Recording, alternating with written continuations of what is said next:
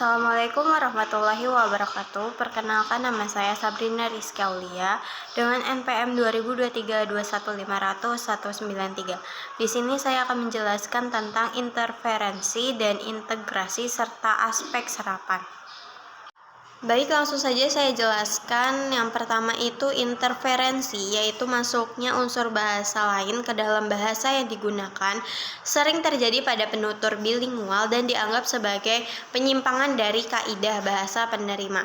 Nah, interferensi ini terjadi karena kontak bahasa, terutama pada individu yang bilingual atau multilingual, dan dapat disebabkan oleh kurangnya kesetiaan terhadap bahasa penerima, kurangnya kosakata bahasa penerima, atau keinginan untuk menggunakan bahasa yang lebih prestise atau lebih tinggi. Integrasi adalah proses di mana unsur serapan dari bahasa lain sudah disesuaikan dan diterima sepenuhnya dalam sistem bahasa penerima.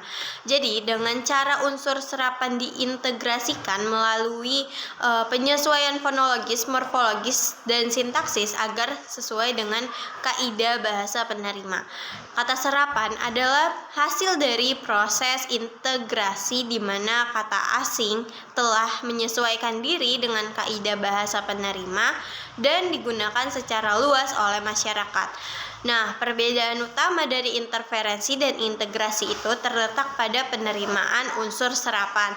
Interferensi masih dianggap sebagai penyimpangan, sementara integrasi menunjukkan bahwa unsur tersebut telah diterima dan menjadi bagian dari sistem bahasa penerima. Interferensi bahasa adalah fenomena ketika unsur-unsur dari satu bahasa sumber atau donor masuk ke dalam penggunaan bahasa lain atau bahasa penerima atau disebut juga resipien, sehingga memenuhi atau bahkan mengubah kaidah bahasa penerima.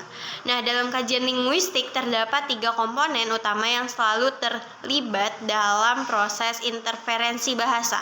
Yang pertama yaitu bahasa sumber atau bahasa donor, yaitu bahasa yang unsur-unsurnya baik berupa kosakata, struktur maupun kaidah masuk ke dalam bahasa lain. Bahasa ini biasanya memiliki posisi dominan atau lebih prestisius di lingkungan masyarakat bilingual, sehingga unsur-unsurnya itu lebih sering dipinjam atau diadopsi oleh bahasa lain. Yang kedua adalah bahasa penerima atau bahasa resipien. Nah, bahasa penerima ini adalah bahasa yang unsur-unsur bahasanya tuh dari bahasa sumber.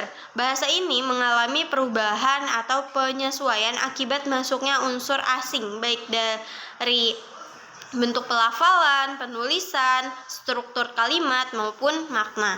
Yang ketiga adalah unsur bahasa yang terserap atau unsur serapan, atau disebut juga importasi.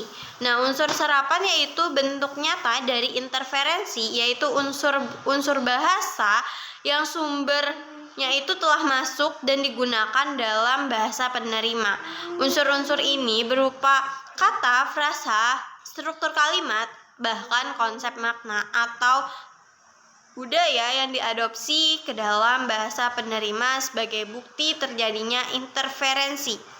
Terdapat faktor penyebab interferensi bahasa menurut Weinreich pada tahun 1970, yaitu kedwibahasaan penutur atau kemampuan berbicara dalam 2 bahasa atau lebih yang dapat menyebabkan interferensi. Yang kedua adalah tipisnya kesetiaan terhadap bahasa penerima, yaitu kurangnya rasa memiliki atau kesetiaan terhadap bahasa yang digunakan dan dapat memicu interferensi. Yang ketiga adalah tidak cukupnya kosakata bahasa penerima atau kekurangan kosakata dalam bahasa penerima dapat mendorong penggunaan bahasa dari bahasa lain. Yang keempat adalah hilangnya kosakata yang jarang digunakan. Maksudnya itu, kosakata yang jarang digunakan dalam bahasa penerima mungkin digantikan oleh kosakata dari bahasa lain. Yang kelima adalah kebutuhan persamaan kata atau sinonim. Nah, adanya kebutuhan untuk menemukan sinonim atau padanan kata dapat menyebabkan interferensi. Yang keenam adalah prestise bahasa sumber dan gaya bahasa. Maksudnya itu bahasa sumber yang dianggap lebih bergengsi atau penggunaan bahasa tertentu yang dapat mempengaruhi bahasa penerima. Yang ketujuh adalah terbawa kebiasaan bahasa ibu. Nah, kebiasaan berbahasa ibu ini atau bahasa pertama dapat terbawa ketika bicara dalam bahasa lain. Chair dan Agustina menyatakan bahwa dalam proses integrasi memang terjadi sebuah penggunaan atau pinjaman unsur bahasa ke dalam bahasa lain. Namun karena sudah dianggap sebagai bagian dari bahasa lain tersebut, maka tidak lagi dianggap sebagai unsur pinjaman atau pungutan. Berikut ini adalah ciri-ciri dari integrasi dalam konteks bahasa. Yang pertama adalah unsur asing telah disesuaikan dengan kaidah bahasa penerima. Maksudnya kata atau unsur asing ini yang masuk ke dalam suatu bahasa akan mengalami penyesuaian, baik dari segi ejaan, pelafalan maupun bahasa tatanan bahasanya, sehingga sesuai dengan aturan bahasa penerima. Yang kedua adalah tidak lagi dianggap sebagai unsur pinjaman, karena setelah mengalami proses penyesuaian dan digunakan secara luas, unsur tersebut tidak lagi dianggap sebagai kata serapan atau pinjaman, melainkan sudah menjadi bagian dari kosakata baku bahasa penerima. Nah, yang ketiga adalah terjadi secara kolektif di masyarakat. Proses integrasi ini terjadi secara luas dan kolektif di masyarakat pengguna bahasa, bukan hanya pada individu atau kelompok kecil saja. Artinya unsur tersebut telah diterima dan digunakan oleh mayoritas penutur bahasa tersebut.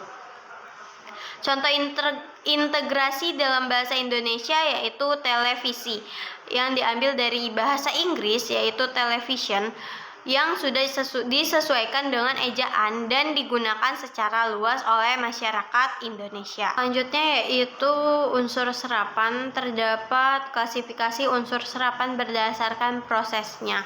Yang pertama itu adopsi. Nah, unsur serapan ini diambil secara utuh dari bahasa sumber tanpa mengalami penyesuaian, ejaan, pelafalan maupun bentuk lainnya. Nah, kata tersebut langsung digunakan dalam bahasa Indonesia. Contohnya film atau data. Yang kedua adalah adaptasi, yaitu unsur serapan mengalami penyesuaian dengan kaidah ejaan dan lafal bahasa Indonesia agar lebih mudah diucapkan dan diterima oleh penutur bahasa Indonesia.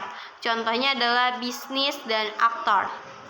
Yang ketiga adalah pungutan terjemahan. Nah, unsur serapan ini diterjemahkan secara harfiah ke dalam bahasa Indonesia sehingga maknanya itu dipindahkan ke bentuk kata atau frasa yang sudah ada dalam bahasa Indonesia. Misalnya yaitu kendali jarak jauh dari bahasa Inggris itu remote control. Oke guys, sudah mulai naik. Lihat dulu kameranya. Akhirnya dia dapat pengalaman baru guys. De andere, ja. 1, 2, 3. Koelkast. Oh, like, you know, first. Okay. 1, 2, 3. Asbak. Okay. Another one. Yeah. Okay. 1, 2, 3. Bioskop. Sekian penjelasan yang dapat saya sampaikan, kurang lebihnya mohon maaf. Wassalamualaikum warahmatullahi wabarakatuh.